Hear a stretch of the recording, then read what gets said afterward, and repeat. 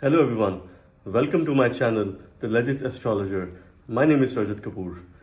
Today in this video, I am going to talk about the transit of Mars, the upcoming one. So Mars is currently transiting in the sign of Gemini. It is in its last phase of the current transit.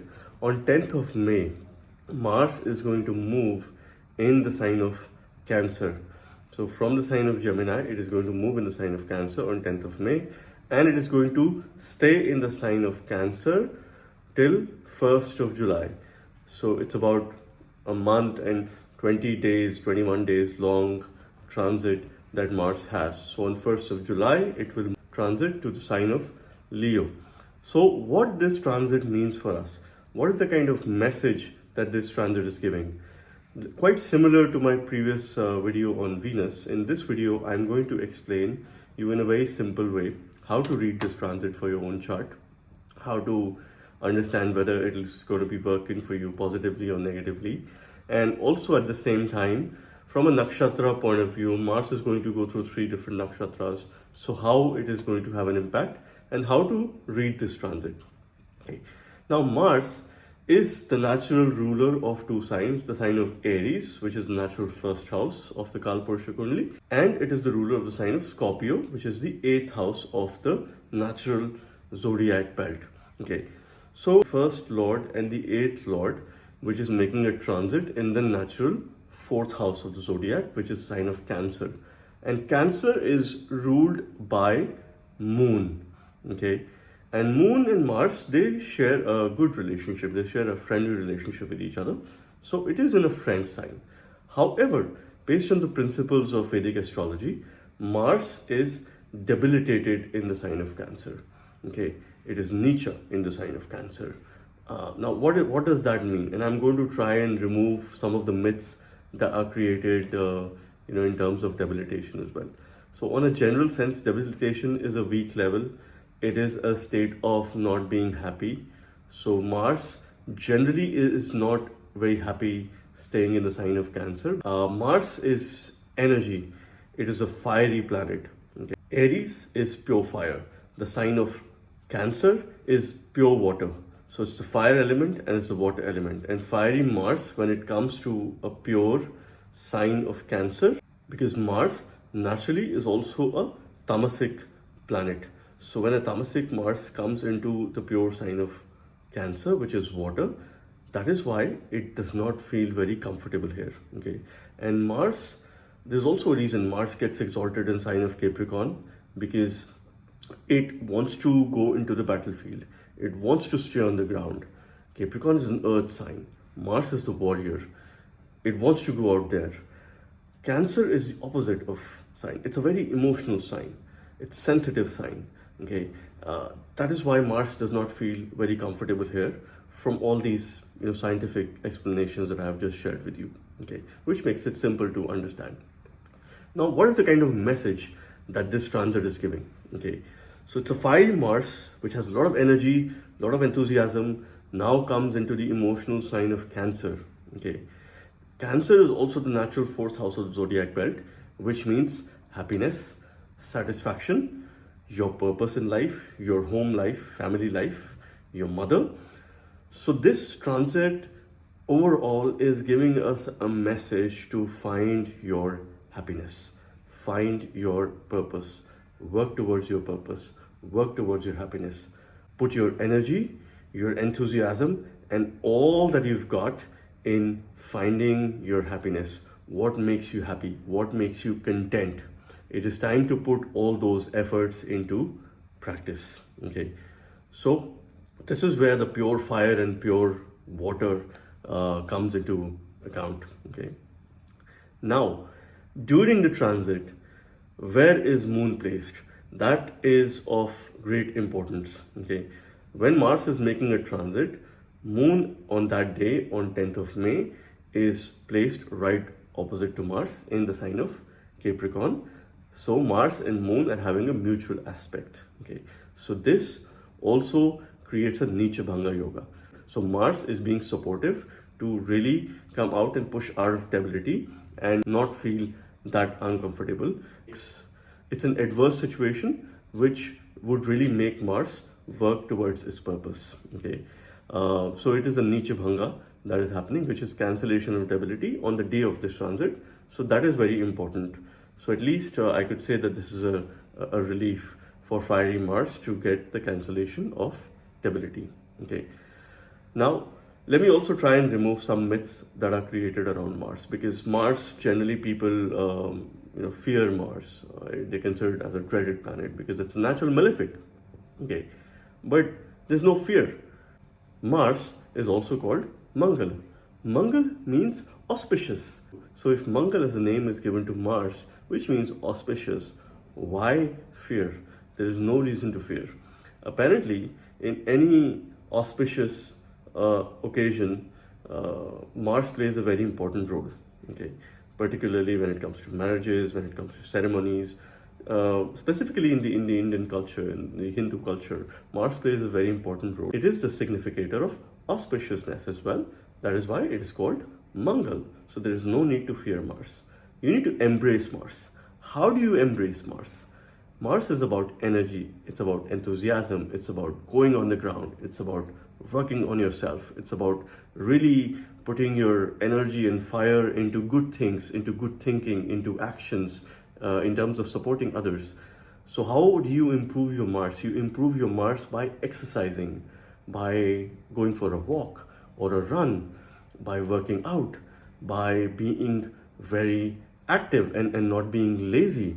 That is what Mars wants you to do. This is the kind of message. So this time, your energies need to translate into your passion. Why? Because emotions are involved, because the sign of Cancer is involved. Who is going to be impacted maximum from this transit? Okay, those who are particularly going through the Mars Dasha, Antardasha, or Mars plays a role in Pratyanta Dasha at this point in time are going to be impacted by this transit. Okay, those who have any planets or moon or the ascendant in the sign of Aries and in the sign of Scorpio are going to be impacted by this transit. Okay, now Mars from the sign of Cancer is going to aspect 3 houses. So Mars aspects 4th from its position, 7th from its position, and 8th from its position. So from Cancer, it is going to be aspecting the 4th house from it, which is the sign of Libra. It is going to be aspecting the 7th house from it, which is the sign of Capricorn, and it is going to be aspecting the 8th sign from Cancer, which is the sign of Aquarius. So that means if you have any planets in Libra, Capricorn, or Aquarius, and if any of these grahas are connected to your current Mahadasha, Antardasha, or Pratyanta Dasha, then you are likely to be impacted by this transit for about nearly 2 months. Okay. Now let us understand the aspects of Mars here. Okay, 7th aspect is something that every planet has. Okay, they're only the outer planets, which are Mars, Jupiter, and Saturn. They have special aspects. Okay, I will make another video, a very detailed one on aspects, but here I'm only going to be focusing on Mars's special aspects, which is the 4th and the 8th house from its position. These are special aspects, and these aspects are 100%. The 7th aspect is only 50%. The 4th and the 8th aspect are 100%. They are the planetary aspects. They work 100% when it is connected to the Mahadasha or during the transit. Okay, that is the basic principle of aspects. Now let's understand the 4th aspect and the 8th aspect. These aspects indicate protection. Okay, protection. This is Raksha. That is the key word. So from the sign of Cancer, Mars is aspecting the sign of Libra. Okay, which is the 4th aspect, which means is having a protective drishti, a protective aspect on the sign of Libra. With this is also coinciding with the lunar eclipse, which is recently going to happen between Aries and Libra axis. So I'm going to link it with that as well in a bit. But this time it is protecting the sign of Libra and any of your natal planets if they are placed there.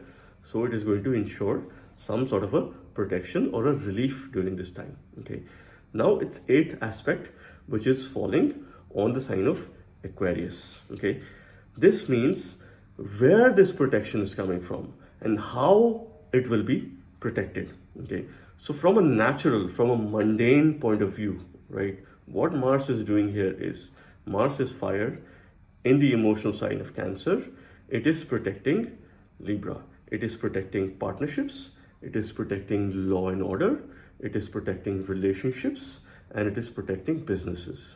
Okay, so it is important time for you to make the most of this transit if you want to put your focus back on your relationship, if you want to put your focus back on your partnerships, if you want to put your focus back on the people who are opposite to you or outside of who you are. So this transit can be extremely favorable for you. Okay, now where this protection is coming from? This protection is coming from the 11th sign of Aquarius. Aquarius is Mahakal. Aquarius is Lord Shiva. Okay, so he who is going to protect all of us, right? So pray to Lord Shiva is something which I can suggest as a basic remedy during this transit. Okay, now what does 11th sign Aquarius really indicates? It indicates your friends, it indicates your wider circle, it indicates your gains, it indicates all the material wealth that you're trying to accumulate. Okay, it also indicates your elder siblings. Okay, so this is where the protection is going to come from. So your friends are going to play a very important role in terms of supporting your Libra matters. Your social network, your wider network, make use of that. Leverage your friends, your social network, reach out to people, ask for support. There is no harm, and this is going to be extremely supportive. So one is what is being protected. The other, the eighth aspect, is about where the protection is coming from. This is how you need to read this. And if you have, once again, any of the planets placed in the sign of Aries, in the sign of Libra, in the sign of Scorpio, in the sign of Capricorn, in the sign of Aquarius, you are going to be impacted by this transit. So I can say that more than 40% of people are going to be impacted some or the other way by this transit. Condition if Mars or any of these planets are playing a role in your Mahadasha, Antardasha or Pratantardasha. Okay. Now just 5 days before this transit, we have the lunar eclipse in Swati and Vishakha Nakshatra in the sign of Libra. So Ketu is the one that is causing this lunar eclipse. Lunar eclipse generally happens on a full moon day. And the key message of this lunar eclipse that I'm trying to link with Mars transit is that the energies and emotions are very high. And usually during this time period, one needs to practice meditation to tame your emotions, to tame your thinking. Why? So that you don't end up making a wrong decision or a bad decision under the influence of illusion centered Rahu or Ketu, which can deviate you from your path of achieving certain goals that you have. So one of the things that I will suggest to everyone is that on 5th of May, make use of meditation. The energies are supremely high, particularly if you have planets in the sign of Aries and Libra and any of these signs. Make use of this. And post 10th of May, it will be time for your emotions, for your feelings to translate into actions, to positive actions. And make sure you make the most of this transit, because if you work out, if you exercise, you will be happy. You will achieve your goals that you have. Okay. So this is the wider message of this Mars's transit. Regardless of being in a debilitated state, I would consider this transit a positive one, considering how it is getting started and how it is going to progress further. Okay. Now also to make a point, interestingly, is so Mars is going to have the 8th aspect on sign of Aquarius, where currently Saturn is transiting. So Mars is aspecting Saturn. Okay, so this is also a message where the protection is coming from. So protection is coming from Saturn, which is discipline, which is hard work. So if you work hard, if you focus on your discipline, rise up on time, get to the bed on time, have a routine, work hard, be organized, okay, maintain cleanliness, this is going to ensure that you stay protected and you're able to achieve your goals. Okay, those who are going through Saturn Mahadasha particularly, or an Antar or a Pratanta Dasha, this could be an extremely favorable time, because any delays that have been happening in your life for the last few weeks or months, due to this or under the influence of Saturn, if it has any association with your ascendant or with your moon as well, or with your Dasha Lord, any connections. So this is a time when, so Mars will support in terms of progressing, in terms of making you move forward in a faster manner. So you would certainly see some progress over the next 2 months in terms of any things which were at a halt at present. Okay. Now let's talk about the Nakshatras. So Mars currently is transiting in Punarvasu Nakshatra, which is ruled by Jupiter, and it's going to stay in Punarvasu Nakshatra till 15th of May. So Punarvasu ruled by Jupiter. Now we need to make a point that what is the sign where Jupiter gets exalted? Jupiter gets exalted in the sign of Cancer.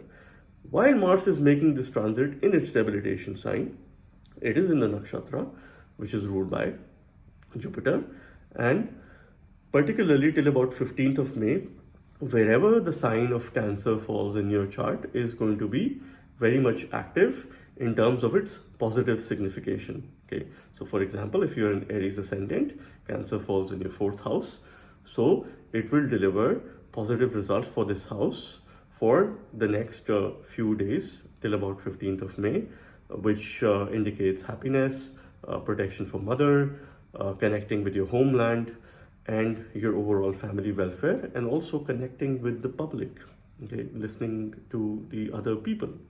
Okay, so that is how you need to read this transit. If Cancer, for example, falls into your 7th house, so this is the time for you to improve your relationship or look for a partner or a business opportunity, looking for opportunities abroad outside of your homeland. This is the time for you to make the most of it. Okay. Now on 16th of May, Mars is going to make a transit in Pushya Nakshatra. Pushya Nakshatra is ruled by Saturn. Pushya is an auspicious and a pure nakshatra. Okay. And since it is ruled by Saturn, where does Saturn get exalted? Saturn gets exalted in the sign of Libra from 16th of May till about 8th of June. Libra is going to witness some positive results. Okay, so wherever the sign of Libra is placed in your chart, you would see some positive happenings, particularly if you feel under emotional stress at this point in time. There is some relief that is coming for all the Libra ascendants, Libra moon, or those who have key planets in Libra, or those who are going through the current Dasha Bhukti of any planets that are placed in Libra. So there is time for good relief and delivering good results over the next few days. And on 8th of June, it is going to make a transit in Ashlesha Nakshatra. Ashlesha Nakshatra is ruled by Mercury, and Mercury gets exalted in the sign of Virgo. So from 8th of June till the end of the month, which is most of the June, you are going to witness some positive results wherever the sign of Virgo is placed in your chart. So you can make some connections just to help yourself prepare well for the upcoming few weeks that you have. Okay. So once again, the overall message of this transit is to put your relationships back on track, to look forward, to translate your emotions into passion, to start doing what you love doing, even if it is something different than what you're doing as of now, or at least the thinking can be very much clear in terms of putting your plans in place. Make sure that you exercise every day that you can. If not every day, at least 3 or 4 times in a week. Okay, is what I can say. Now, also on a mundane level, while Mars is transiting through these nakshatras, it is going to be activating the 3rd cycle. Okay, 3rd cycle would mean, if you observe my last video, which was about Venus's transit, wherein I also spoke about the cycles, and something that Venus and Mars together will be doing over the next few weeks, primarily in May and June, is the activation of 3rd cycle, which means this is about communication, this is about travel, this is about efforts, this is about arts or performing arts. This is also about siblings. Okay, short journeys are going to see a rise. So once again, make sure you do make your bookings on time, or you will see a rise in the airfares over the next 2 months. And lastly, the key message of the transit is that it is time for you to step out of your comfort zone, increase your efforts. Hard work and discipline is the key in terms of protecting your relationships, your partnerships, your business, and how you want the external world to see you or perceive you as. Okay, so this is the key message. I hope you like this video.